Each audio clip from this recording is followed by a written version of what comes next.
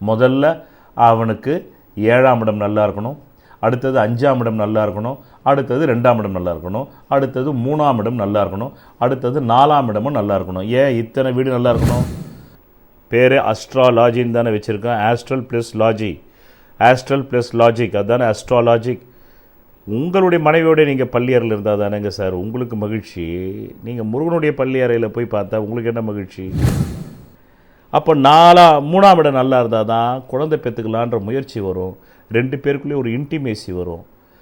அந்த 3ஆம் இடம் நல்லா இருந்தால் தான் நீங்கள் உங்களுடைய மனைவி கிட்ட காமத்திலே அந்த பெண்ணை திருப்திப்படுத்த முடியும். ஏன்னா காமம் 3ஆம் இடம்ன்றது என்ன? வீரியம்ன்றான், தைரிய வீரியம்ன்றான்.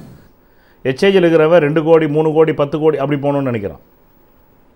அந்த 10 கோடி வச்சு 100 கோடி ஆகணும் அப்படி போகிறோம். அப்போ யாருமே நிகழ்காலத்தில் இல்லை. அப்புறம் எப்படி உங்களுக்கு குழந்தை பிறகும்? அப்புறம் நீங்கள் யூடியூப்பில் போய் உங்களுக்கு குழந்தை பிறந்துக்கோன்னு சொன்னாக்கா அந்த ஜோசியரைத்தான் நீங்கள் திட்டுவீங்கயோ என்ன யார்? அதுக்கப்புறமா 4 நல்லா இருந்தால் அந்த பொண்டாட்டின் மூலமாக காம சுகம் கிடைக்கும் சாமி. காம சுகமே கிடைக்காம எப்படி குழந்தை பிறக்கும்?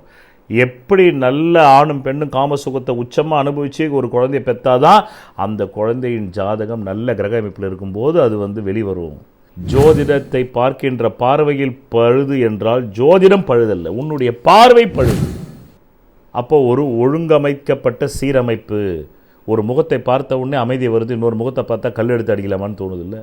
அப்போ அந்த முகத்தில் ஒரு ஒழுங்கமைந்த சீரமைப்பு இருக்குதுன்னா அங்கே மகாலட்சுமி கடாட்சம்னு அர்த்தம். அதனால் லக்னம் நன்றாக இருந்தால் மட்டுமே அவனால் ஒரு குடும்பத்தை அமைத்து கொள்ள முடியும். யாரெல்லாம் தங்கள் வாழ்க்கையில் உள்ள இடர்பாடுகளை குறைத்து கொண்டு நன்மைகளை அதிகரிக்க வேண்டும் அவர்களுக்கு மட்டுமே நான் ஒரு அழைப்பு, எல்லோருக்கும் அல்ல.